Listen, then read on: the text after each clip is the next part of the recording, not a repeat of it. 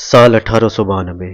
भारत का एक युवा सन्यासी समुद्र के किनारे खड़ा था। ना उसके पास पैसा था, ना कोई पद, ना कोई पहचान, लेकिन उसके पास था तो एक सवाल, एक ऐसा सवाल जिसने उसकी नींद उड़ा रखी थी। जिस देश ने दुनिया को ज्ञान दिया, आज वही देश खुद को इतना कमज़ोर क्यों समझता है।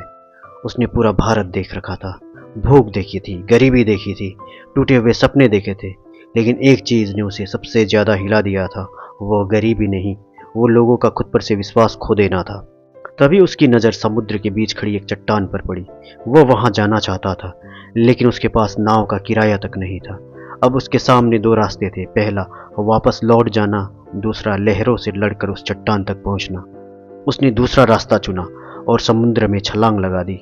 ज़्यादातर लोग मुश्किलें देखकर रुक जाते हैं और कुछ लोग वापस मुड़ जाते हैं, लेकिन इतिहास वही लोग लिखते हैं जो डर के उस पार जाने का साहस रखते हैं। 3 दिन तक वो उस चट्टान पर ध्यान में बैठा रहा, और जब वो उठा तो उसका सवाल खत्म हो चुका था। समुद्र के बीच उस चट्टान पर एक सन्यासी ने अपना उद्देश्य खोज लिया था।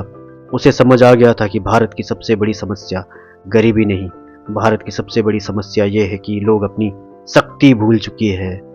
उसी दिन उसने तय किया कि वह लोगों को उनकी असली शक्ति का एहसास कराएगा, उन्हें जगाएगा, उन्हें बताएगा कि वे कमज़ोर नहीं। और शायद यही वो क्षण था। नरेंद्र से स्वामी विवेकानंद का जन्म हुआ था। 1 साल बाद दुनिया ने शिकागो में उसकी आवाज़ सुनी।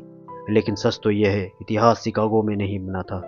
इतिहास उस दिन बना था जब समुद्र के बीच एक चट्टान पर बैठे युवा सन्यासी को अपने जीवन का उद्देश्य मिल गया था।